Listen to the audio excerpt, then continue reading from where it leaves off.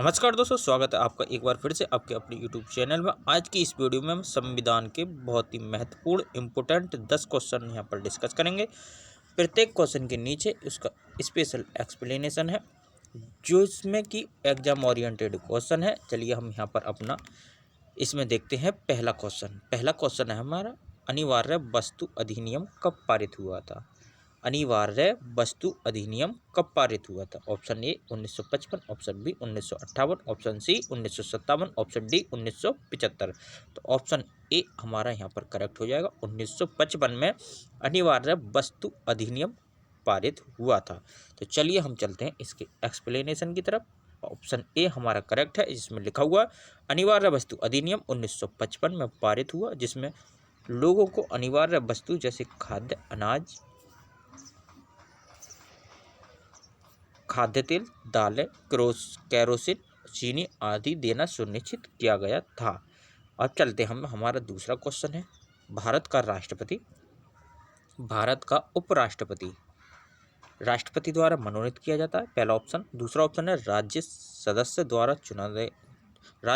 सदस्य द्वारा चुना जाता है। तीसरा ऑप्शन है संसद के दोनों सदनों के सदस्यों के निर्वाचक मंडल के सदस्यों द्वारा चुना जाता है।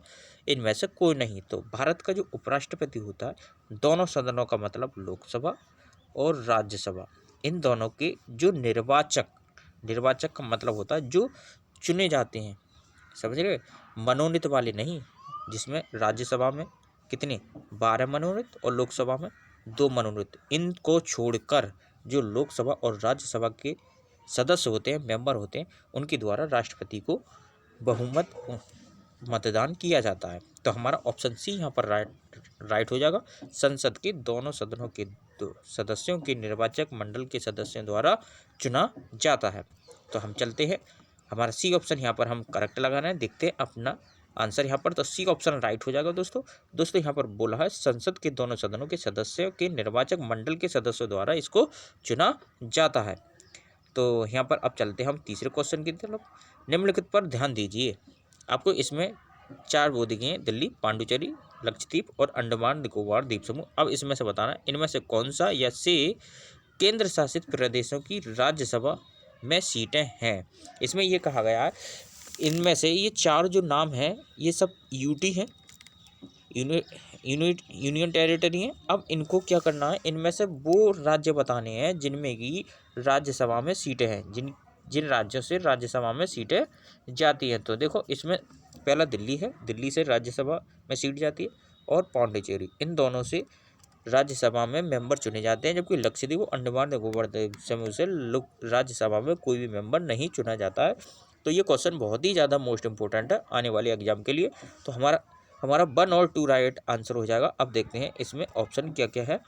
1 और 2 बी ऑप्शन में मिलता है आपको, तो बी ऑप्शन हमारे यहाँ पर राइट हो जाएगा। 1 और 2 दिल्ली और पांडिचेरी से राज्यसभा में मेंबर चुने जाते हैं, तो बी ऑप्शन हमारा राइट है। एक्सप्लेनेशन में भी यही कहा गया है। तो चौथा क्वेश्चन है हमारा, किसी प्रदेश के राज्यपाल को निम्न में से कौन हटा सकता है? देखो राज्यपाल को हटाना और उसको अपॉइंट करना ये सब राष्ट्रपति के हाथ में है। प्रेसिडेंट ये सब काम कर सकता है, ठीक है। तो यहाँ पर प्रेसिडेंट ए ऑप्शन में मिलता है हमारा, ए ऑप्शन हमारा राइट हो जाएगा। तो ए ऑप्शन देखते हैं अपना, ए ऑप्शन राइट है। राज्यपाल को हटाने के लिए राष्ट्रपति को किसकी सलाह की आवश्यकता होती है? 5वां क्वेश्चन है, ठीक है। तो हमारा चौथे क्वेश्चन का जो आंसर है वो ए हो जाएगा, ठीक है।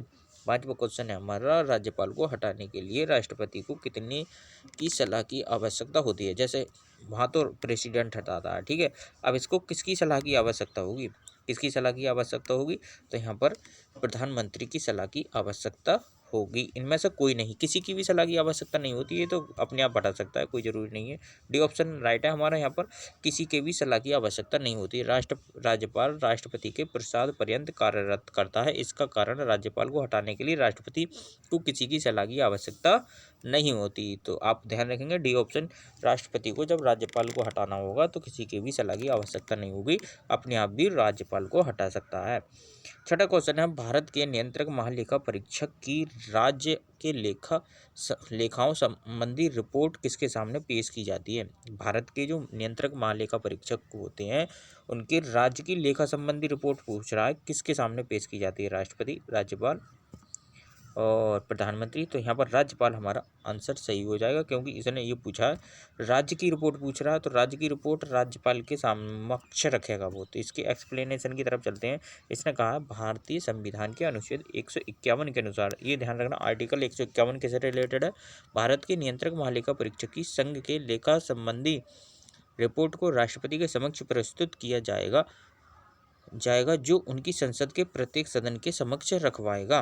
तो यहाँ पर सही हो गया हमारा आंसर, किसके, राज्यपाल के समक्ष रखेगा। भारत के नियंत्रक महालेखा परीक्षक की किसी राज्य के लेखा संबंधी रिपोर्ट राज्यपाल के समक्ष प्रस्तुत किया जाएगा जो उनको राज्य के संविधान मंडल के समक्ष रखवाएगा। तो चलिए ठीक है, अगला चलते हैं हम 7वें क्वेश्चन की तरफ। 7वां क्वेश्चन कहा गया भारतीय संविधान के किस भाग में लोकहितकारी राज्य की अवधारणा है। देखो लोकहितकारी ये पता है किसमें, ये डीपीएसपी में है।